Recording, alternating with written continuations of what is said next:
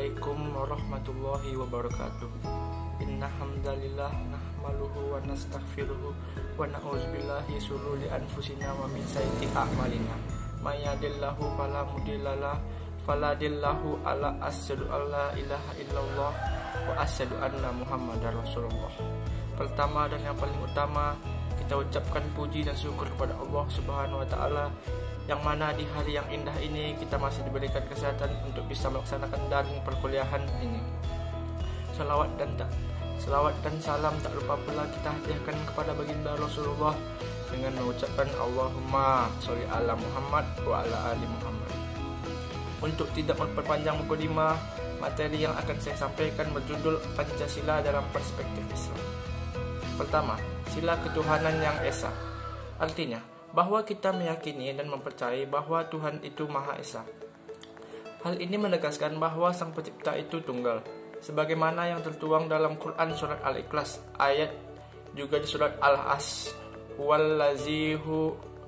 Wallahu lazi la ilaha illahu, yang artinya dialah Allah yang tiada Tuhan selain Dia. Semuanya wajib bertekad untuk tingkatkan iman dan takwanya. Kedua, sila kemanusiaan yang adil dan beradab. Kita harus menjunjung tinggi nilai-nilai keadilan dan keberadaan dalam pergaulan antar manusia. Tidak ada yang saling mendolimi. Allah tegaskan dalam Quran surat Rahman ayat 9. Dan tegakkanlah timbangan itu dengan adil, dan janganlah kamu mengurangi timbangan itu. Juga keadilan mutlak harus ditegakkan, tidak boleh pandang bulu. Jika terjadi kecurangan dan ketidakadilan, maka kehidupan antar manusia tidak pernah aman, dibayang-bayangi oleh ancaman. Selain daripada itu, kehidupan manusia harus diwarnai dengan perilaku beradab.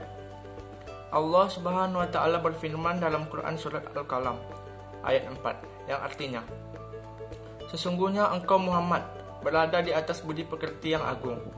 Hal ini semakin menegaskan bahwa adab dan akhlak sangatlah penting dalam kehidupan sehari-hari bagi setiap warga Indonesia. Jika kita benar-benar taat beragama, insya Allah otomatis bisa berbuat adil dan akhlaknya baik antar sesama umat. Ketiga, sila persatuan Indonesia. Kita harus menjunjung tinggi nilai persatuan dan kesatuan. Walau kita beragam suku, agama, bahasa, dan ras, tetapi kita satu, yaitu Indonesia. Allah Subhanahu wa taala berfirman dalam Quran surat Ali Imran ayat 103, yang artinya, dan berpeganglah kamu semuanya kepada tali atau agama Allah, dan janganlah kamu bercerai-berai. Yang diperkuat dengan sabda Rasulullah Shallallahu Alaihi Wasallam, al-jamaah adalah rahmat dan perpecahan adalah azab. Hadis riwayat Ahmad. Kedua rujukan menegaskan betapa pentingnya persatuan Indonesia dan nasionalisme, sehingga pada tahun 1919 keluarlah jargon Hubbul Waton Minal Iman, yang artinya mencintai negara sebagian dari iman. Kiai Haji Al-Wahab Hasbullah. Semangat persatuan bukanlah hasil konversi rakyat Indonesia, melainkan disemangati oleh nilai-nilai agama yang memandang akan pentingnya jamaah atau persatuan. Keempat, kerakyatan yang dipimpin oleh hikmat kebijaksanaan dalam permusyawaratan perwakilan. Kita seharusnya menjunjung tinggi wisdom dan musyawarah dalam menegakkan politik nasional.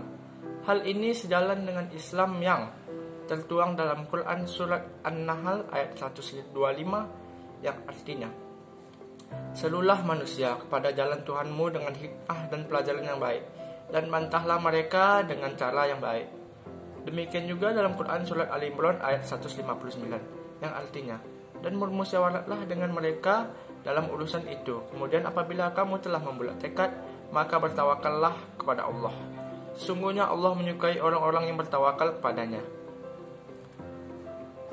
Bahwa kita dalam berpolitik sangat diperlukan pikiran yang dan sikap yang bijak dengan melibatkan hati nurani dan martabat. Demikian pula dalam urusan pembuatan keputusan. Hendaknya lebih diutamakan dengan cara musyawarah dan mufakat. Jika upaya ini gagal, haruslah dilakukan dengan cara voting. Dan yang kelima, sila keadilan sosial bagi seluruh rakyat Indonesia. Kita bertanggung jawab untuk bersama-sama menegakkan keadilan dalam kehidupan sehari-hari, dan tidak ada diskriminasi atau keuntungan Rumusan ini sebenarnya merujuk pada Quran Surat An-Nahl ayat 90 yang artinya, sesungguhnya Allah menyuruh kamu berlaku adil dan berbuat kebajikan, memberi kepada kaum kerabatnya, dan Allah melarang dari berbuat keji, mungkar, dan permusuhan. Dia memberi pengajaran kepadamu agar kamu dapat mengambil pelajaran. Betapa anjuran untuk berbuat adil dan kebajikan untuk seluruh rakyat Indonesia tanpa ada diskriminasi. Pembangunan ekonomi yang seharusnya diperjuangkan adalah ekonomi kerakyatan, ekonomi syariah, bukan ekonomi kapitalis yang berdampak terhadap ketidakmerataan kekayaan negara untuk rakyat. Sekian dari saya, salah dan kurang mohon dimaafkan. Kekurangan berasal dari saya dan kebenaran berasal dari Allah Subhanahu wa taala. Padi habis tinggal jerami, bakal dulu hingga bersih. Lupanya pidatoku sampai di sini. Cukup sekian, terima kasih. Wassalamualaikum warahmatullahi wabarakatuh.